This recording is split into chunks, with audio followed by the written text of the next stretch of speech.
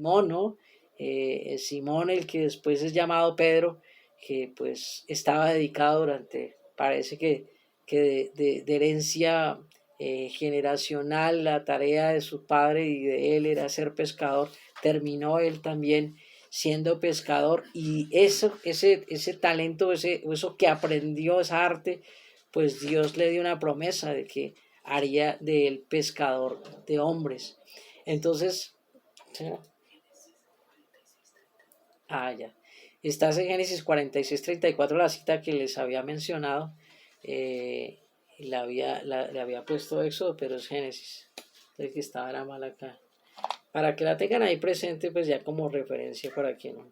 Pero pues ya no nos devolvemos ahí. Este esferito no quiso servir. Entonces,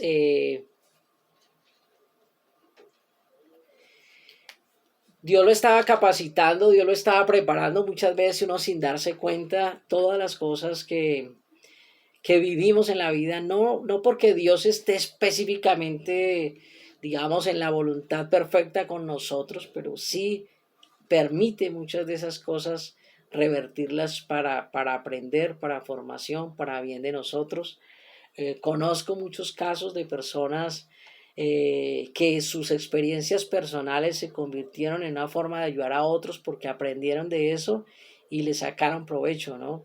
Entonces está, digamos, las personas que sufren de depresión o sufrieron de depresión, que se hacían cutting, que se sajaban, que no se apreciaban, que no se valoraban, pasaron por momentos duros, intentaron quitarse la vida muchas veces y después encontraron valor en Cristo Jesús y ahora son personas que ayudan a otros que viven eso, y esos que viven eso a veces pues ven en el cristiano personas que nunca sufren, ven en el cristiano personas perfectas, que Dios siempre está con ellos y que nunca pasan dificultades.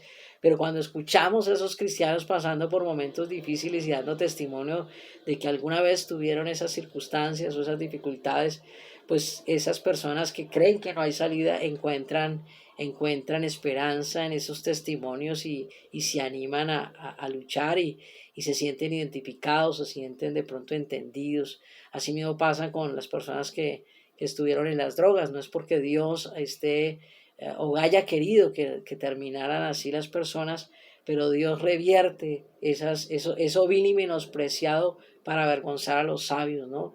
Entonces los sabios y los psicólogos posiblemente no pudieron ayudar a un drogadicto, pero ese mismo drogadicto en las manos de Dios restaurado y renovado termina siendo más sabio que los mismos estudiados o preparados posiblemente académicamente. Dios hace cosas maravillosas y he visto todo eso inclusive en mi propia vida y las cosas que me han sucedido y que viví sin conocer de Dios, hoy en día pues se convierten también en una forma de haber aprendido cosas y que ahora le sirven a otros esas experiencias para que no cometan los mismos errores que nosotros hemos cometido, ¿no? Entonces, cada uno de ustedes tendrá su historia, desde luego, me imagino. Cada uno tiene sus vivencias, sus experiencias, sus miedos, sus temores que venció, su rechazo, su falta de, su carencia de autoestima y todo eso, que ahora pues se convierten en una ayuda para otros cuando ya hemos sido restaurados y rescatados en Cristo Jesús. Entonces Dios se vale de todo eso, Dios nos está formando y todas las cosas. Creo que lo más grave en la vida no es sufrir, lo más grave en la vida es no aprender del sufrimiento. Y creo que eso es valioso. Creo que si aprendemos, ¿no? O sea, porque las decisiones malas que tomemos, pues de todas maneras nos van a llevar a sufrir, ¿sí? Y entonces uno cuando sufre, pues la expresión típica de nosotros es ¿por qué me pasa a mí, ¿no? ¿Por qué sufro yo? ¿Por qué no le pasó a otro? ¿Por qué tuve que ser yo el de malas? ¿Por qué me tuve que pasar esto a mí? Y creo que la pregunta, digamos que cuando nosotros estamos haciendo la voluntad de Dios como Job, pues uno es válida la pregunta de decir, Señor, ¿qué está pasando? Pero cuando uno está, digamos, fumando por 20 años o 30 años y le da un cáncer en el pulmón, pues no puede decir por qué me pasa esto a mí, porque la respuesta ya es clara, eso le pasa por ser fumador, o sea, por abusar de su cuerpo. Cuando uno es un borracho y entonces sufre un accidente por estar tomado, o lo golpean o se cae y se rompe la cara o un brazo, o bueno, le pasa alguna dificultad, no puede decir por qué me pasa esto a mí, porque la respuesta ya es evidente, pues ciertamente es el resultado de nuestras malas decisiones, ¿no? Hay momentos que evidentemente pues sí, no estamos actuando pues aparentemente mal y creemos que estamos haciendo lo correcto y nos vienen cosas que no entendemos, pues ahí sí sería válida la pregunta, Señor, ¿qué está pasando? Y bueno, pues ya Dios nos enseñará, porque hay cosas que no entendemos en el momento, pero después de que las experimentamos y las vivimos, venimos a entender cosas muy maravillosas que Dios también quiere enseñarnos. Entonces, nosotros y cada uno pues estamos viviendo esa preparación. Espero y aspiro que todo lo que hemos vivido en esta vida no sea solo el recuerdo de dolores y de tristezas y nos lleve a llorar y a lamentarnos, sino lo más importante es que hayamos aprendido una lección de esas cosas, ¿sí? Que algo nos haya quedado de eso para bien y para ayudar a otros que muy posiblemente también estarán pasando por las mismas dificultades o peores que las de nosotros y podamos nosotros tomar esas experiencias como un testimonio para ayudar a los que pasan esas dificultades como alguna vez nosotros las pasamos. Entonces, Dios pues se encarga de preparar en nosotros muchas cosas, aunque a veces no lo sabemos, ¿no? A mí me llama mucho la atención el libro de Oseas, dice, yo le enseñé a caminar a Efraín, aunque Efraín no me conocía y le llevaba de la mano, ¿sí? Muchas de las cosas a veces no conociendo a Dios, pero siendo conocidos por Dios, Dios tiene planes y propósitos y a veces nos vemos rodeados hasta de cristianos y de gente que busca de Dios por todo lado, como que uno cambia de lugar y sin embargo allá se encuentran con un cristiano que le sigue hablando de Dios.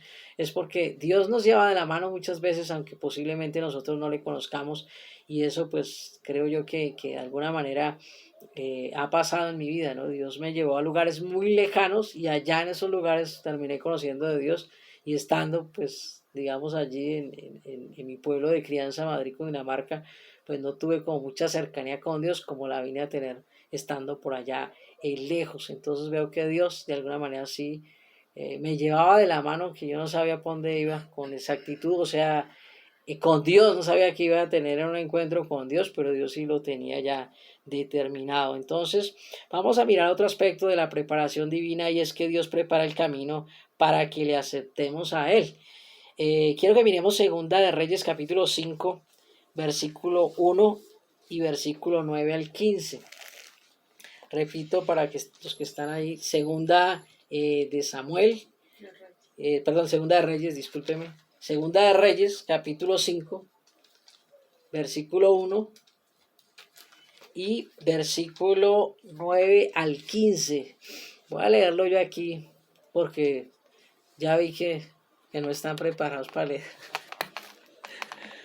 Que me quedé esperando. Yo sí estoy preparada para leer. Bueno, hermanita, muchas gracias. Entonces le agradezco que me haga esa lectura. El versículo 1 de Segunda de Reyes 5 y el versículo 9 al 15, por favor. Amén. Naamán, general del ejército del rey de Siria, era varón grande delante de su señor, y lo tenía en alta estima, porque por medio de él había dado Jehová salvación a Siria. Era este hombre severo en extremo, pero leproso. Del 9 al 15.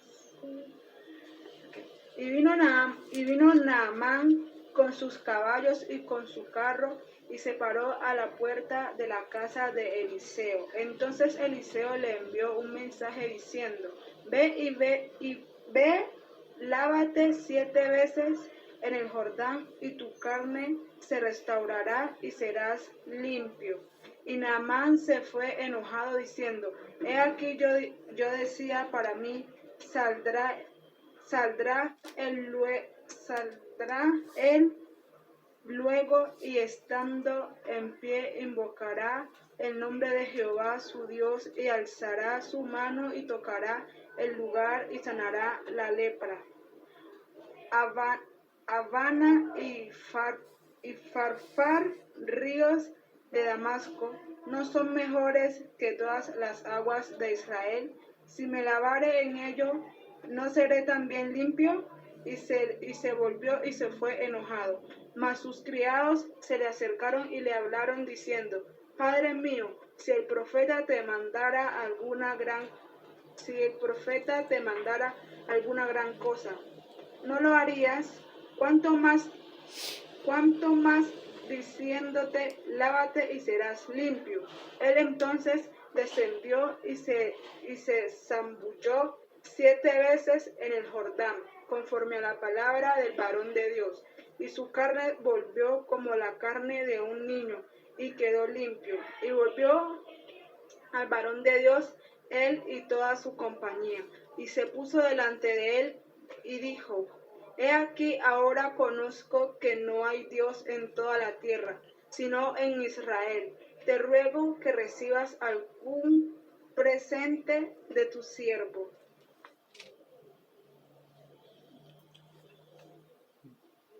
Bien, bien, entonces aquí nos narra la historia de un general del ejército llamado Naamán. Este era general del ejército de Siria. Por ahí en el Nuevo Testamento el Señor hace referencia inclusive a este Naamán diciendo que si era que no había leprosos en la tierra de Israel para traer leprosos de por allá, ¿cierto? De tan lejos.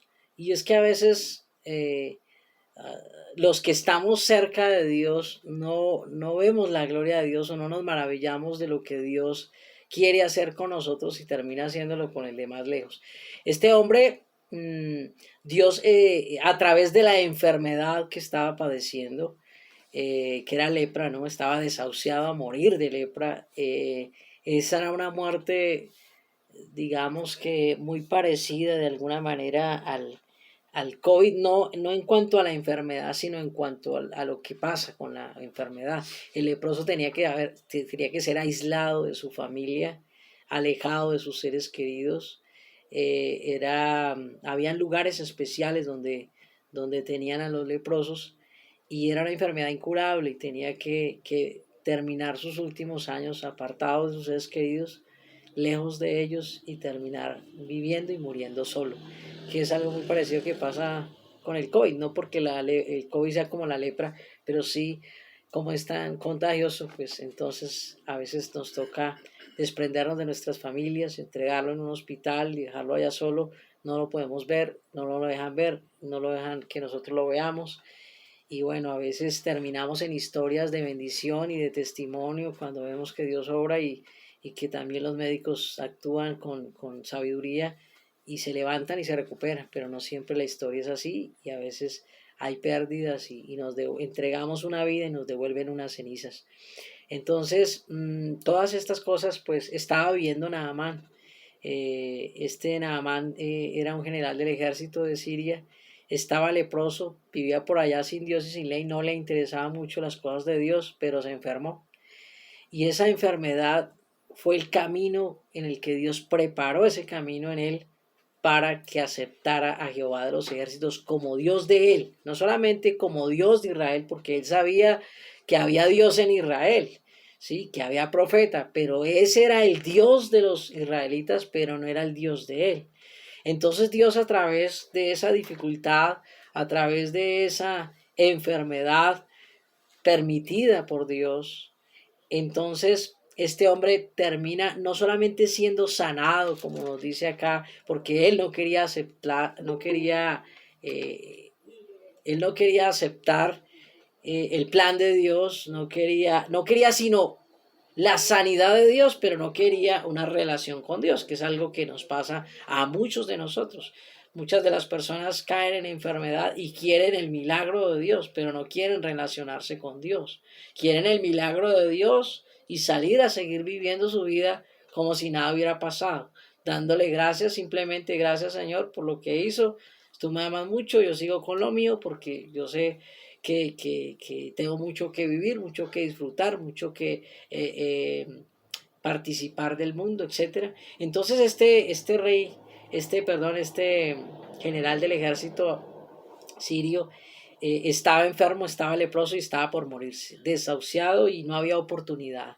Entonces llega al pueblo judío y hay un profeta llamado Eliseo en esa historia y Eliseo ve que pues el rey estaba como rasgándose las vestiduras porque casi que estaban obligando al rey a sanar al sirio y si no lo sanaba pues eso iba a haber una guerra porque era como si no hubiera querido hacer el favor. Entonces el rey dice, es que yo no soy Dios para dar vida o para quitarla, o sea, yo no tengo esa capacidad, pero Dios tenía un plan y por eso había traído desde muy lejos a este general del ejército llamado Amán y Dios le manda a través del profeta Eliseo bañarse 7 veces en el Jordán, ¿no? Y él no quería hacerlo, él quería era decidir, él quería decidir cuáles aguas a su criterio eran más limpias, más lindas.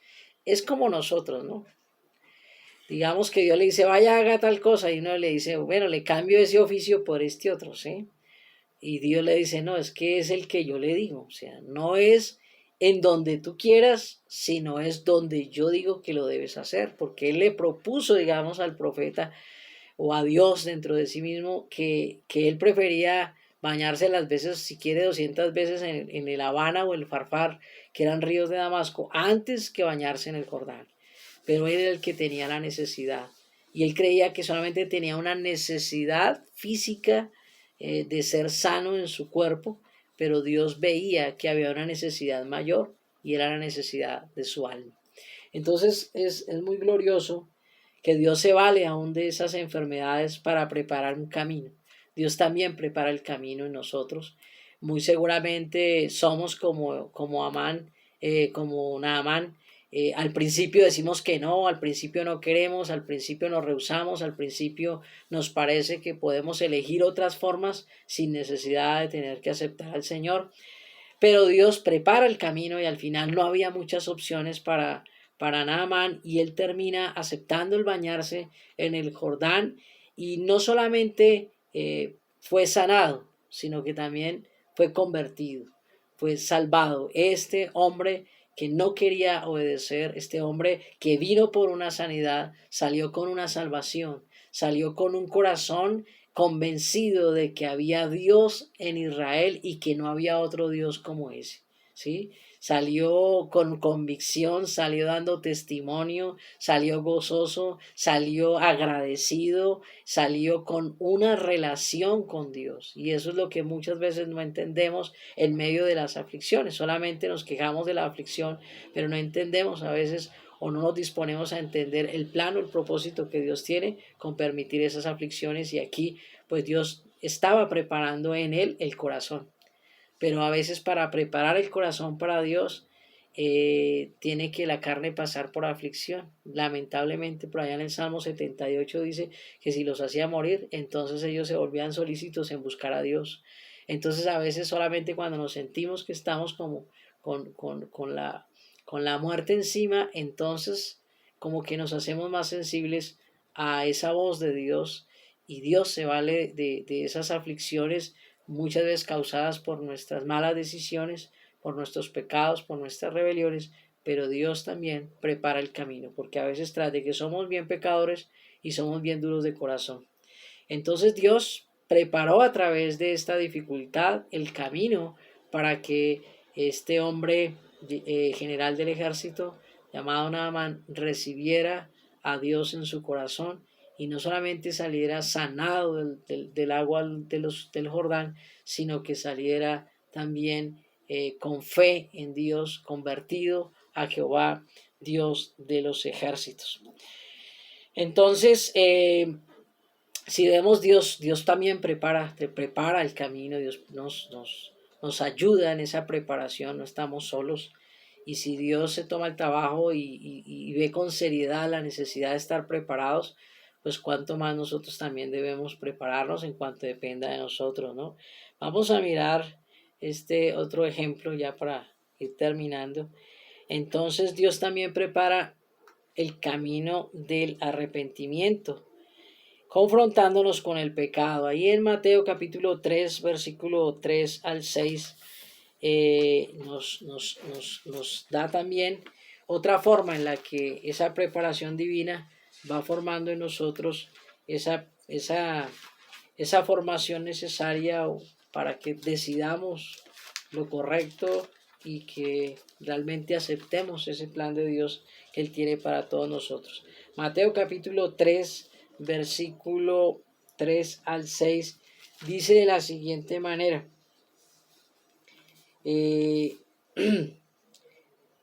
Pues este es aquel de quien habló el profeta Isaías cuando dijo: voz del que clama en el desierto, preparad el camino del Señor, enderezad sus sendas. Y Juan estaba vestido de pelo de camello y tenía un cinto de cuero alrededor de sus lomos, y su comida era langosta y miel silvestre, y salía a él Jerusalén y toda Judea y toda la provincia de alrededor del Jordán, y eran bautizados en el Jordán, confesando sus pecados. Al ver él que muchos de los fariseos y de los saduceos venían a su bautismo, les decía: generación de víboras, ¿quién os enseñó a huir de la ira venidera? Hacer pues frutos dignos de arrepentimiento, dice el Señor. Entonces, una de las tareas que tenía Juan el Bautista era preparar el camino para el Señor, y el camino del Señor era el camino del arrepentimiento. Cuando el Señor Jesucristo, en sus primeras palabras hacia las multitudes, les dijo: arrepentidos y convertidos, porque el reino de los cielos se ha acercado. Esa confrontación con nuestra condición de pecado, hacernos el Señor, confrontarnos con su palabra, que es verdad y que nos muestra y nos señala la condición pecaminosa en la que nos encontramos, el evidenciarnos que estamos condenados, el evidenciarnos que estamos bajo el juicio de Dios y que estamos destituidos de su gloria, era una forma en la que prepara el Señor ese camino para que nosotros despertemos y veamos la necesidad que tenemos por Cristo, ¿sí?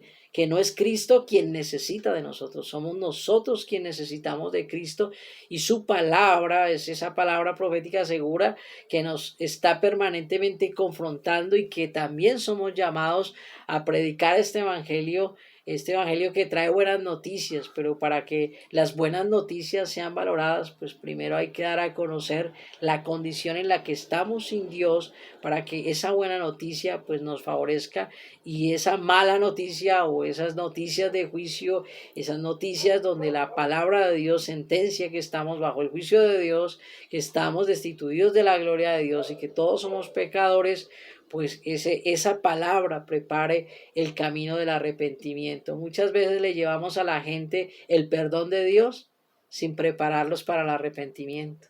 Entonces son convertidos de corta duración, son convertidos emocionalmente, pero no se convierten realmente de corazón a Dios, o más bien se arrepienten pero no se convierten. Entonces es interesante entender que no es de a la gente regalar, o sea, llevarle la salvación sin haber preparado el camino del arrepentimiento.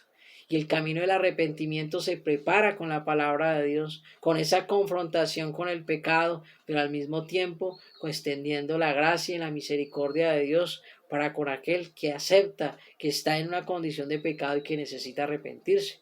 Porque si nosotros solamente a esa persona estuve orando y en un parque y 100 personas hicieron la oración de fe, entonces creemos que como hicieron la oración de fe, pues son personas que ya van a andar en los caminos de Dios. Pero muchas veces evangelizamos, pero evangelizamos es repartiendo o dando a conocer el perdón de Dios, pero sin llevar a la gente a prepararse en un arrepentimiento adecuado, para que esa aceptación de Cristo sea una aceptación radical, sea una aceptación verdadera, genuina, y que permanezca en el tiempo, ¿verdad? Porque eso es lo que a veces nos pasa a cada uno de nosotros. Aparte de que Dios nos confronta con el pecado para que nosotros estemos, digamos, para preparar nuestro corazón para el arrepentimiento, Él también se da una espera en el tiempo, no solamente nos dice que nos confronta para prepararnos para el arrepentimiento, sino que también sabe que no necesariamente nosotros vamos a responder inmediatamente a esa palabra de arrepentimiento, a esa palabra que nos confronta, sino que a veces nos demoramos en el tiempo en arrepentirnos, pero Él pues también se toma ese tiempo en busca o en misericordia para con nosotros, de que nosotros no seamos condenados. En Apocalipsis capítulo 2, versículo 20 al 23, nos dice que no solamente nos confronta con el pecado, sino que nos da tiempo. El tiempo no es un tiempo eterno. No nos confiemos, eso Dios nos da tiempo. No sabemos porque el tiempo de Dios es un tiempo, en Él es eterno, pero para nosotros que estamos en el Cronos es un tiempo que está condicionado. No sabemos el día y la hora, pero ciertamente en este cuerpo no somos eternos y se nos va a llegar el día que se nos acabe el tiempo. Entonces Dios nos concede tiempo, pero no es un tiempo con el cual nos podamos confiar y pensar que nunca nos va a pasar nada o que siempre tendremos más tiempo para después. La palabra del Señor ahí en Apocalipsis 2, versículo 20 al 23 dice, le está hablando a la iglesia de Tiatira y le dice, pero tengo unas pocas cosas contra ti que toleras que esa mujer Jezabel, que se dice profetiza, enseñe y seduzca a mis siervos a fornicar y a comer cosas sacrificadas a los ídolos. Y le he dado tiempo para que se arrepienta, pero no quiere arrepentirse de su fornicación. He aquí yo la arrojo en cama y en gran tribulación a los que con ella adulteran, si no se arrepienten de las obras de ella. ¿Qué nos está mostrando aquí la palabra del Señor? Que no solamente Dios prepara a la persona para el arrepentimiento, sino que también le da tiempo para que se arrepienta. Le da tiempo para que la persona acepte que la aflicción nos lleve a ese arrepentimiento. Ese arrojarnos en cama es que Dios, por amor a nuestras almas, prefiere una aflicción en el cuerpo y no una condenación del alma en el infierno por los siglos de los siglos. Nosotros tenemos que valorar que Dios se ha tomado en serio la salvación de la humanidad y no solamente ha querido que se publique el nombre de Cristo como el Salvador de los judíos, como el Salvador del mundo, sino que también se ha tomado el trabajo de preparar personas para llevar este evangelio a toda criatura, darnos tiempo para asimilar su palabra, tiempo para arrepentirnos y aún en medio de la dificultad de los tiempos que cada vez son más cortos y se estrechan más, también nos dice que nos permite la aflicción del cuerpo para que nosotros salvemos el alma y no se nos pierda a nosotros. Porque como dice la escritura, es mejor que uno entre al reino de los cielos sin un ojo, sin una pierna, y no que todo el cuerpo sea condenado en el infierno. Entonces Dios está preparando y sigue preparando personas y sigue enviando a través de su preparación divina, nos capacita, nos enseña, nos forma, a veces con dolor, desde luego, porque no solamente Dios no quiere, en el término pues peyorativo, no es una cuestión de género, sino en un término pero peyorativo, Dios quiere soldados de Jesucristo y no princesitas del Evangelio donde queremos todo fácil, donde no queremos luchar nada. Muchas veces la preparación cuesta. Yo creo que los que hemos tenido algo en la vida, bien sea una casa, un apartamento, un carro, un ahorro, un estudio, una formación profesional, eso nos ha costado, ¿sí? Nada en la vida regalado y esas cosas nos costaron lágrimas en su momento, nos tocó llorar y sentimos sufrir y sentíamos que no íbamos a poder y tuvimos experiencias tremendas en ese proceso, pero aprendimos y lo alcanzamos gracias a Dios. Asimismo también en las cosas de Dios requerimos estar preparados, que Dios nos ayude porque creo que es una necesidad que nosotros realmente no solamente esperemos que Dios haga la tarea porque Él nos está capacitando y nos da todas las herramientas para prepararnos espiritualmente para el reino de los cielos a través de la voluntad permitida como de la voluntad perfecta y agradable que tiene para con nosotros, pero también somos llamados nosotros a poner por obra todo lo que Dios nos da. Y quiero concluir con el Evangelio de San Lucas capítulo 12, versículo 41 al 48. Voy a leerlo aquí en las Escrituras. Esta ya es una preparación personal. Así como hay una preparación divina que está dividida entre la voluntad permitida de Dios y la voluntad perfecta, también hay una preparación personal. No todo lo va a hacer Dios y no le puedo dejar toda la responsabilidad a Dios. Yo creo que Dios está haciendo muchas cosas por nosotros, para formarnos, para prepararnos, para capacitarnos, nos entrena, nos capacita, nos permite pues desarrollar ministerio, liderazgo, nos da herramientas para eso a través de los talentos y a través de los dones del Espíritu Santo, nos permite la fructificación también del Espíritu, pero también a nosotros nos corresponde el ser diligentes en esa preparación personal, ¿sí? Entonces, ¿qué dice la Escritura en Lucas 12, 41 y 48? Dice el siervo infiel: entonces Pedro le dijo: Señor, ¿dices esta parábola a nosotros o también a todos? Y dijo el Señor: ¿quién es el mayordomo fiel y prudente al cual su Señor pondrá sobre su casa para que a su tiempo les dé su ración? Bienaventurado aquel siervo al cual cuando su Señor venga le haya haciendo así.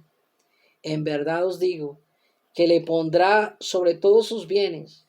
Mas si aquel siervo dijere en su corazón: mi Señor tarda en venir, y comenzaré a golpear a los criados y a las criadas y a comer y a beber y a embriagarse, vendrá el Señor de aquel siervo en el día que éste no espera y a la hora que no sabe, y le castigará duramente y le pondrá con los infieles. Aquel siervo que, conociendo la voluntad de su Señor, dice, no se preparó e hizo conforme a su voluntad, recibirá muchos azotes. Mas el que sin conocerla hizo cosas dignas de azotes, será azotado poco, porque a todo aquel a quien se le haya dado mucho, mucho se le demandará, y al que mucho se le haya confiado, más se le pedirá. Entonces, dentro de esa preparación y dentro de esa formación, también nos compete a nosotros la formación personal. Dios nos da todo lo necesario, pero dice acá en el versículo 47, aquel siervo que, conociendo la voluntad de su Señor, sabía, tenía todo el manual, tenía todas el paso a paso de lo que tenía que hacer para prepararse. Entonces, ¿qué nos enseña eso? Que el conocimiento intelectual no es suficiente para considerar que estamos preparados.